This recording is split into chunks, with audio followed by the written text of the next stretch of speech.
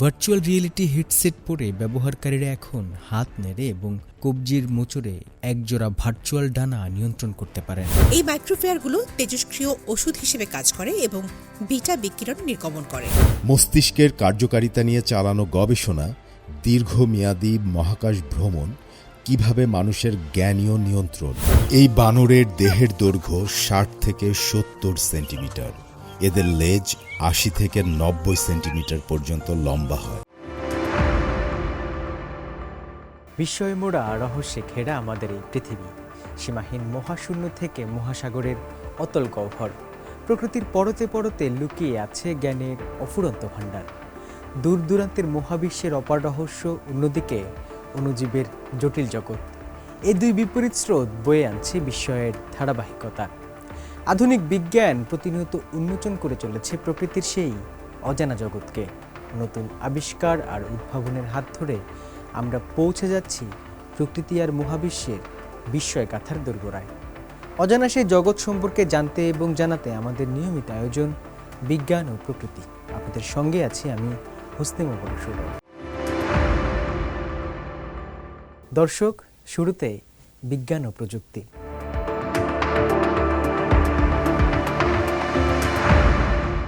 নিজের শরীরের গণ্ডি পেরিয়ে অবিকল ডানার সাহায্যে মেঘের দেশে ডানা মেলানোর স্বপ্ন কি কখনো সত্যি হতে পারে? প্রযুক্তির কল্যাণে এই অসম্ভবকেই এখন সম্ভব করে তুলেছে বিজ্ঞান। সম্প্রতি পেকিং বিশ্ববিদ্যালয়ের গবেষকদের এক যুগান্তকারী ভার্চুয়াল গবেষণায় মানব মস্তিষ্কের অবিশ্বাস্য অভিযোজন ক্ষমতার এক নতুন দিগন্ত উন্মোচন করেছে, যেখানে কল্পনার ডানা কেবল চোখের সামনে ভেসে ওঠাই নয়, বরং মস্তিষ্কের স্নায়বিক বিন্যাস বদলে সেগুলোকে নিজের শরীরের জীবন্ত অংশ হিসেবে গ্রহণ করে নেয়।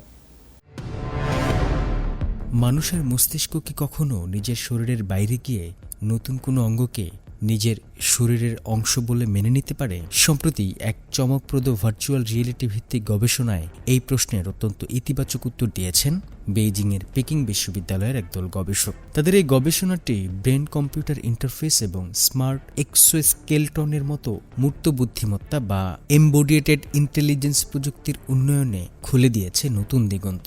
ভার্চুয়াল রিয়েলিটি হেডসেট পরে ব্যবহারকারীরা এখন হাত নেড়ে এবং কবজির মোচড়ে একজোড়া ভার্চুয়াল ডানা নিয়ন্ত্রণ করতে পারেন এবং উপভোগ করতে পারেন বাস্তবের মতো ওড়ার এক রোমাঞ্চকর অভিজ্ঞতা।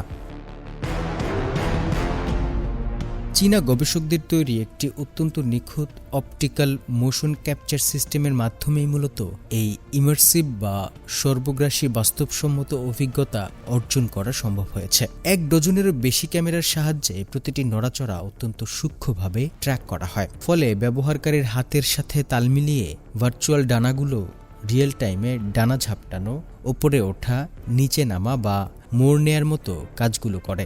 ব্যবহারকারী এতটাই স্বতঃস্ফূর্ত ও নিখুঁত নিয়ন্ত্রণ পান যে এক পর্যায়ে তিনি ভুলেই যান যে ডানাগুলো আসলে তার শরীরের বাস্তব কোনো অংশ নয়। গবেষকরা একটি ধাপে ধাপে এগুনোর মতো ফ্লাইট ট্রেনিং প্রোগ্রামও তৈরি করেছিলেন, যা প্রাথমিক পোজ বা অঙ্গভঙ্গি অনুকরণ থেকে শুরু করে ত্রিমাত্রিক মহাকাশে ভেসে থাকা এবং পরবর্তীতে গোলাকৃতির বিভিন্ন বাধা অতিক্রম করার মতো ধাপে বিভক্ত ছিল। মূলত পাখিরা যেমন প্রথমবারের মতো নিজেদের ডানা দিয়ে ওড়া শেখে, ঠিক সেভাবেই ব্যবহারকারীরা একেবারে শূন্য থেকেই ডানাগুলো পরিচালনা করা শিখেছিলেন।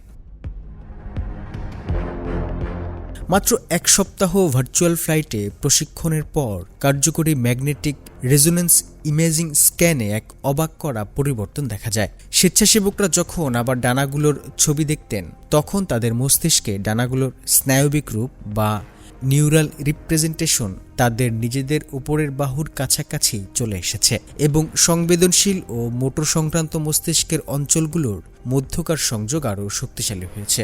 এর অর্থ দ্বারায় একটি স্বল্পমেয়াদী ভিআর প্রশিক্ষণও মস্তিষ্ক কিভাবে কোনো বাহ্যিক বস্তুকে উপলব্ধি করে তা বদলে দিতে পারে। অপরিচিত ডানাগুলোকে রূপ দিতে পারে শারীরিক ও মোটর অর্থবহ এক মাধ্যমে। সংক্ষেপে বলতে গেলে মস্তিষ্ক ভার্চুয়াল ডানাগুলোকে এমনভাবে ভাবতে শুরু করেছিল যেন সেগুলো সত্যিই তার নিজস্ব শরীরের অংশ। বিজ্ঞানীরা এই সাধারণ অভিযোজন ক্ষমতার পেছনে মূল কৃতিত্ব দিয়েছেন নিউরোপ্লাস্টিসিটি বা মস্তিষ্কের নিজেকে নতুন করে সাজানোর জন্মগত ক্ষমতাকে। গবেষকদের মতে মানব মস্তিষ্ক কোনো স্থির হার্ডওয়্যার নয়, বরং একটি গতিশীল সিস্টেম যা ক্রমাগত শেখে এবং নিজেকে আপডেট করে। মস্তিষ্ক মূলত ডানাগুলোকে আমার নিজের শরীরের অংশ হিসেবে ব্যাখ্যা করেছে। এটাই আমরা লক্ষ্য করেছি। এটি আমাদের মস্তিষ্ক কিভাবে কাজ করে সে সম্পর্কে নতুন অন্তর্দৃষ্টি দেয় এবং ব্রেন কম্পিউটার ইন্টারফেসের মতো অন্যান্য মস্তিষ্ক সম্পর্কিত গবেষণার জন্যও এর তাৎপর্য রয়েছে। উদাহরণস্বরূপ, আমরা যখন মানবদেহের সঙ্গে বাহ্যিক ডিভাইসগুলোকে একীভূত করি, তখন সেগুলোকে কোথায় এবং কিভাবে একত্রিত করা উচিত তা পারফরমেন্সের জন্য অত্যন্ত গুরুত্বপূর্ণ হয়ে ওঠে। এই কাজটি ঠিক তেমনই কিছু দিক নির্দেশনা দিতে পারে। এই গবেষণা কেবল ওড়ার অনুভূতির মধ্যেই সীমাবদ্ধ নয়। অ্যাম্পুটি বা কৃত্রিম অঙ্গযুক্ত ব্যক্তিদের প্রস্থেটিক অঙ্গের উপর আরও ভালো নিয়ন্ত্রণ অর্জনে সাহায্য করা থেকে শুরু করে স্থানিক সচেতনতা, দিক নির্ণয় এবং এপিসোডিক স্মৃতিশক্তি বৃদ্ধি। বিশ্বের গবেষকরা এখন মস্তিষ্কের এই অনুধাবন ও জ্ঞানীয় ক্ষমতাকে কাজে লাগাতে ভিআর প্রযুক্তি ব্যবহার করছেন। ভিআর প্রযুক্তি এবং স্নায়ুবিজ্ঞানের এই মেলবন্ধন চলতে থাকায় মানব ও যন্ত্রের নিখুঁত সমন্বয়ের পথে ব্রেন কম্পিউটার ইন্টারফেস এবং স্মার্ট এক্সোস্কেলটনের মতো এমবডিয়েটেড ইন্টেলিজেন্স ক্ষেত্রটি এক বিরাট লাফ দেয়ার অপেক্ষায় রয়েছে। অনেকদিন থেকে এই কাজটি বিখ্যাত চীনা বিজ্ঞানী চিয়ান শুয়ে সেনের সেই দূরদর্শী চিন্তারই প্রতিফলন ঘটিয়েছে, যিনি ৯০-এর দশকে ভার্চুয়াল রিয়েলিটি শব্দটিকে চীনা ভাষায় অনুবাদ করেছিলেন লি চিং বা রুভারে, মানে স্বপ্ন বা কল্পনা হিসেবে। এটি ছিল প্রযুক্তি যে মানবজাতিকে তার সহজাত জৈবিক সীমানার বাইরে নিয়ে গিয়ে উপলব্ধি ও কর্মের পরিধি ক্রমাগত প্রসারিত করতে পারে তারই এক দূরদর্শী স্বীকৃতি। হোসনে মোবারক সৌরভ, সিএমজি বাংলা। ক্যান্সার চিকিৎসায় আধুনিক বিজ্ঞানের এক যুগান্তকারী ও আলোড়ন সৃষ্টিকারী সাফল্য অর্জন করল চীন। জীবন বাঁচানোর এই কঠিন লড়াইয়ে রেডিয়েশন থেরাপিতে ব্যবহৃত অত্যন্ত মূল্যবান আইসোটোপ ইট্রিয়াম-90 এখন থেকে বাণিজ্যিকভাবে উৎপাদনের অনন্য প্রযুক্তি নিজেদের আয়ত্তে নিয়ে এসেছে দেশটি। চায়না ন্যাশনাল নিউক্লিয়ার কর্পোরেশনের হাত ধরে অর্জিত এই ঐতিহাসিক সাফল্য লিভার টিউমারের মতো জটিল রোগের চিকিৎসায় এনে দিয়েছে এক নতুন আশার আলো, যা শুধু চিকিৎসা বিজ্ঞানকেই সমৃদ্ধ করছে না, বরং মানব কল্যাণে প্রযুক্তির নিরলস অগ্রযাত্রার এক অনন্য ইতিহাসও রচনা করছে। চিকিৎসা বিজ্ঞানে এক যুগান্তকারী মাইলফলক অর্জন করেছে চীন।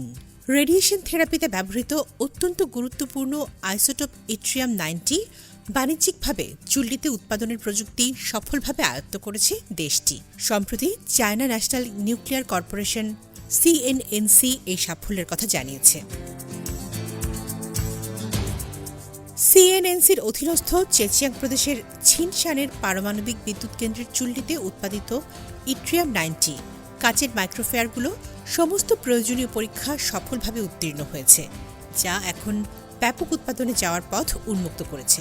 ইট্রিয়াম-90 কাচের মাইক্রোফেয়ারগুলো মূলত ইট্রিয়াম-89 থেকে তৈরি করা হয়, যা পারমাণবিক চুল্লিতে নিউট্রন শোষণ করার পর তেজস্ক্রিয় ইউট্রিয়াম-90তে রূপান্তরিত হয়। এই মাইক্রোফেয়ারগুলো তেজস্ক্রিয় ওষুধ হিসেবে কাজ করে এবং বিটা বিকিরণ নির্গমন করে। ভাস্কুলার ইন্টারভেনশন বা রক্তনালীর অস্ত্রোপচার প্রযুক্তির সাহায্যে এই ইট্রিয়াম-90 মাইক্রোফেয়ারগুলোকে সরাসরি লিভারের রক্তনালীতে পৌঁছে দেওয়া হয়, যা লিভারের টিউমার চিকিৎসায় একে একটি অত্যন্ত কার্যকর ও ন্যূনতম আক্রমণাত্মক বা কম কাটাছেঁড়ার চিকিৎসা পদ্ধতিতে পরিণত করেছে। বিশেষজ্ঞরা জানিয়েছেন, চুল্লি থেকে বের করার পর উৎপাদিত ইট্রিয়াম-90 ব্যবহারের আগে গবেষকদের দ্বারা পুঙ্খানুপুঙ্খভাবে পরীক্ষা করা হয়। বাণিজ্যিক ভারী জলের চুল্লিতে তুলনামূলকভাবে উচ্চ নিউট্রন ফ্লাক্স থাকে এবং এটি অত্যন্ত স্থিতিশীলভাবে কাজ করতে সক্ষম। এই চুল্লির কোরের অ্যাক্টিভেশন জোন বা সক্রিয় অঞ্চলটি বেশ বড় এই ধরনের চুল্লি ব্যবহার করে ইন্ট্রিয়াম 90 উৎপাদনের বেশ কিছু বড় সুবিধা রয়েছে, যেমন উৎপাদন বৃদ্ধি করা, খরচ কমানো এবং নিরবচ্ছিন্ন সরবরাহ নিশ্চিত করা। চীনের ছিনশান পারমাণবিক বিদ্যুৎ কেন্দ্রের মাধ্যমে বাণিজ্যিক চুল্লিতে তেজস্ক্রিয় আইসোটোপ ইট্রিয়াম 90 সফলভাবে উৎপাদন প্রযুক্তি লিভার টিউমার চিকিৎসায় ব্যবহৃত ন্যূনতম আক্রমণাত্মক ও কার্যকর ওষুধ তৈরির পথ সুগম করেছে। একই সাথে বাণিজ্যিক ভারী জলের চুল্লি ব্যবহার করে এর উৎপাদন বৃদ্ধি, খরচ হ্রাস এবং বাজারে নিরবচ্ছিন্ন সরবরাহ নিশ্চিত করার এক নতুন সম্ভাবনার দ্বার উন্মোচন করেছে। তামান্না জেনিফার, সিএমজি বাংলা। সীমাহীন মহাশূন্যের বুক চিরে চলা একাকী কক্ষপথে মানব সভ্যতার অগ্রযাত্রা আজ নতুন এক উচ্চতায় পৌঁছেছে। চীনের থিয়ানকং স্পেস স্টেশনে সফলভাবে 50 দিন অতিবাহিত করে শেনচৌ 23 মিশনের নির্ভীক নভোচারীরা রচনা করেছেন এক অবিস্মরণীয় ইতিহাস। শূন্য অভিকর্ষের জটিল চ্যালেঞ্জ জয় করে স্পেস স্টেশনের নিয়মিত রক্ষণাবেক্ষণের পাশাপাশি মানব স্বাস্থ্য, বায়োমেকানিক্স এবং মস্তিষ্কের কার্যকারিতা নিয়ে যুগান্তকারী সব বৈজ্ঞানিক গবেষণায় ব্রতী হয়েছেন তারা। মহাশূন্যের অন্তহীন শূন্যতায় ইতিহাস গড়ে চীনের থিয়ানকং স্পেস স্টেশনে সফলভাবে প্রায় 50 দিন কাটিয়ে দিয়েছেন শেনচৌ 23 মিশনের নভোচারীরা। কক্ষপথে অবস্থানকালে স্পেস স্টেশনের রক্ষণাবেক্ষণের পাশাপাশি তারা পরিচালনা করছেন নিত্য নতুন ও যুগান্তকারী সব বৈজ্ঞানিক পরীক্ষা নিরীক্ষা, যা চীনের মানববাহী মহাকাশ কর্মসূচিতে যোগ করেছে এক নতুন মাইলফলক। চায়না ম্যানড স্পেস এজেন্সির তথ্য অনুযায়ী গেল এক সপ্তাহে নভোচারীরা মাইক্রোগ্র্যাভিটি বা শূন্য অভিকর্ষের প্রভাব মানব স্বাস্থ্য ও কর্মক্ষমতার উপর কিভাবে পড়ে তা নিয়ে বিভিন্ন পরীক্ষা, বায়োমেকানিক্স বা জীবযান্ত্রিক গবেষণা এবং মস্তিষ্কের কার্যকারিতা সংক্রান্ত অধ্যয়ন সম্পন্ন করেছেন। কক্ষপথের বায়োমেকানিক্স সংক্রান্ত ডেটা ভূপৃষ্ঠের গবেষকদের শূন্য অভিকর্ষের মধ্যে পেশি ও টেন্ডনের মিথস্ক্রিয়া ম্যাপ করতে সাহায্য করবে। অন্যদিকে মস্তিষ্কের কার্যকারিতা নিয়ে চালানো গবেষণা দীর্ঘমেয়াদী মহাকাশ ভ্রমণ কিভাবে মানুষের জ্ঞানীয় নিয়ন্ত্রণ এবং স্নায়বিক কর্মক্ষমতাকে পরিবর্তন করে সে বিষয়ে নতুন আলোকপাত করবে। এছাড়াও শেনচৌ 23 এর ক্রু সদস্যরা দহন ও তরল পদার্থবিজ্ঞান সংক্রান্ত পরীক্ষা নিরীক্ষার সরঞ্জাম রক্ষণাবেক্ষণ ও আপগ্রেড করেছেন এবং নতুন গবেষণা মডিউল ইনস্টল করেছেন। পাশাপাশি স্পেস স্টেশনের বিভিন্ন যন্ত্রপাতির রুটিন পরিদর্শন ও রক্ষণাবেক্ষণের কাজ করেছেন তারা।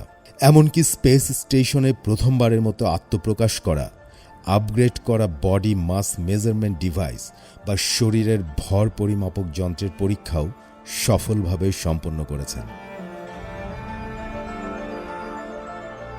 কর্মব্যস্ত এই শিডিউলের মধ্যেও মহাকাশের শূন্য অভিকর্ষের শারীরিক নেতিবাচক প্রভাবগুলো প্রতিহত করতে নভোচারীরা তাদের প্রতিদিনের ইনঅরবিট ব্যায়ামের রুটিন নিয়মিত চালিয়ে যাচ্ছেন। গেল 24 মে চীন সফলভাবে শেনচৌ 23 মানববাহী মহাকাশযান উৎক্ষেপণ করে 3 নভোচারীকে কক্ষপথে পাঠায়। এই মিশনের ক্রু সদস্যরা হলেন মিশন কমান্ডার চু ইয়াংজু, চাং চি ওয়ান এবং লাইকা ইং, যিনি চীনের হংকং বিশেষ প্রশাসনিক অঞ্চল থেকে প্রথম মহাকাশে ভ্রমণকারী নভোচারী হিসেবে ইতিহাস গড়েছেন।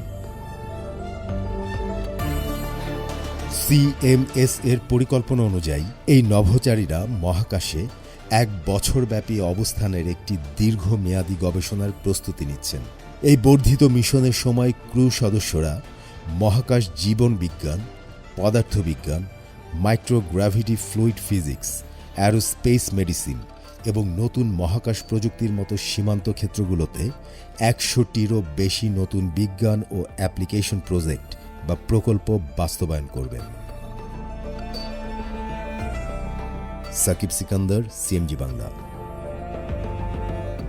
দর্শক, এবার প্রাণ ও প্রকৃতি।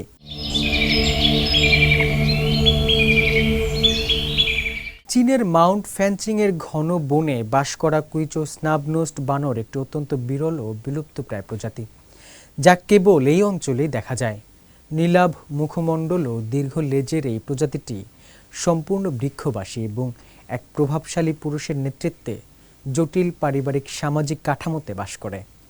শীত ও বৃষ্টিসহ পর্বতের রুক্ষ আবহাওয়ায় বেঁচে থাকতে এদের ঘন পশম এবং পারস্পরিক গ্রুমিং বা পশম পরিষ্কারের মাধ্যমে সামাজিক বন্ধন জোরালো রাখা গুরুত্বপূর্ণ ভূমিকা পালন করে। সুইজারল্যান্ডের বিশেষ ডকুমেন্টারি সিরিজ মাউন্ট ফ্যানচিংয়ের তৃতীয় পর্ব গ্রে স্নাবনোস্ট বানরে তুলে ধরা হয়েছে কিভাবে উপযুক্ত সংরক্ষণ উদ্যোগ ও অভয়ারণ্য এই ফ্ল্যাগশিপ প্রজাতিটির আবাসস্থল সুরক্ষায় ও প্রজাতিটিকে টিকিয়ে রাখতে মূল ভূমিকা হিসেবে কাজ করছে।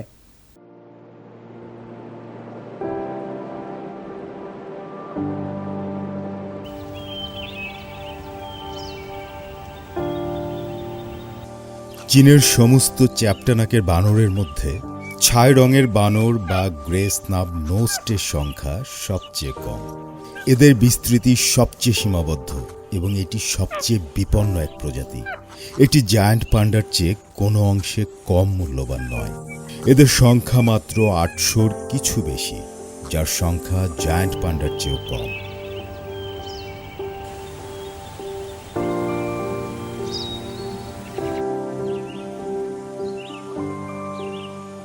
গ্রে স্নাব নোস্ট বানর অত্যন্ত সতর্ক স্বভাবের। যখনই এটি কোনো বিপদের আভাস পায়, যত দ্রুত সম্ভব পালিয়ে যায় এবং ঘন জঙ্গলের গভীরে অদৃশ্য হয়। এদের দেখা মেলা এতটাই কঠিন ছিল যে একসময় এদের বিলুপ্ত বলেই গণ্য করা হতো। 1903 সালে ব্রিটিশ হাই কমিশনার হেনরি ব্রে লিচ কুইচৌ প্রদেশের এক শিকারীর কাছ থেকে একটি স্ত্রী বানরের চামড়া সংগ্রহ করেন, যা তিনি আগে কখনো দেখেননি। পশ্চিমা প্রাণীবিজ্ঞানীরা এই রহস্যময় প্রাইমেটটিকে white শোল্ডার্ড hair ended স্নাব nosed monkey নাম দেন। 1980-র দশকের শুরুতে কয়েক প্রজন্মের চীনা প্রাণীবিজ্ঞানীদের নিরলস প্রচেষ্টার পর অবশেষে ফ্যানচিং পর্বতে এদের সন্ধান মেলে। রহস্যময় প্রাণীটি সবার সামনে উন্মোচিত হয় এবং এর নতুন নামকরণ করা হয় গ্রে স্নাব নোস্ট বানর।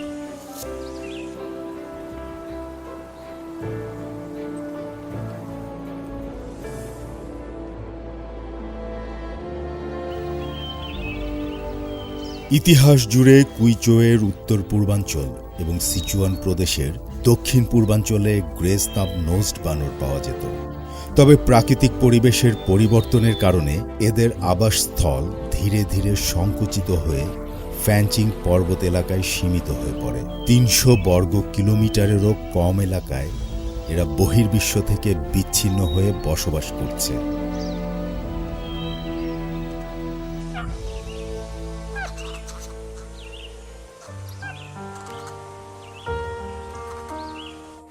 এই বানরের দেহের দৈর্ঘ্য 60 থেকে 70 সেন্টিমিটার। এদের লেজ 80 থেকে 90 সেন্টিমিটার পর্যন্ত লম্বা হয়। ওজন প্রায় 13 থেকে 16 কেজি।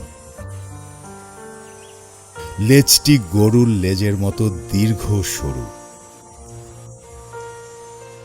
তাই স্থানীয়দের কাছে এটি গরুর লেজ বানর নামে পরিচিত।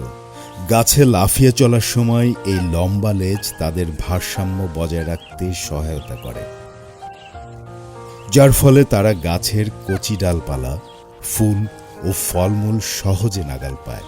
তারা যেখানে ইচ্ছা যা ইচ্ছা খেতে পারে।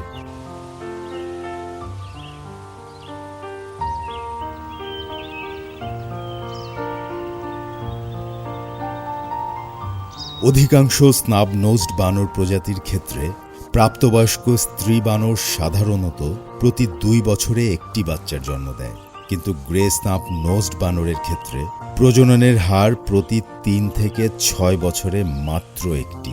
তদুপরি ছানাদের বেঁচে থাকার হারও কম। ফলস্বরূপ প্রজনন ক্ষমতার এই ধীর গতির কারণেই গ্রে স্নাব নোজড বানরের সংখ্যা এত কম।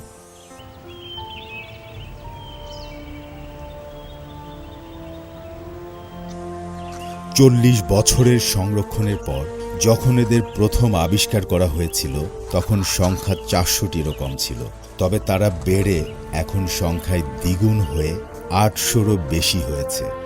অন্যান্য সংরক্ষিত প্রজাতির তুলনায় এদের বৃদ্ধি আশানুরূপ না হলেও কঠোর পরিশ্রমের মাধ্যমে এটি অর্জন সম্ভব হয়েছে।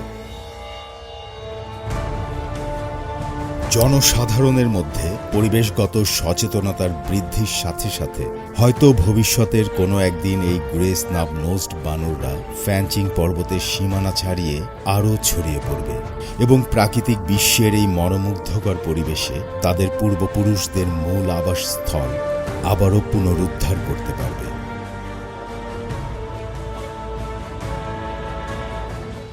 দর্শক, সামনে অপেক্ষা করছে আরও বহু বিষয়, আরও না বলা কথা। আজকের মতো এটুকুই। আবারও ফিরে আসব আগামী সপ্তাহে প্রাণ, প্রকৃতি আর বিজ্ঞানের নতুন আলো নিয়ে। সে পর্যন্ত সুস্থ থাকুন, ভালো থাকুন, ভালোবাসুন বিজ্ঞানকে, সঙ্গে থাকুন প্রকৃতির। ধন্যবাদ।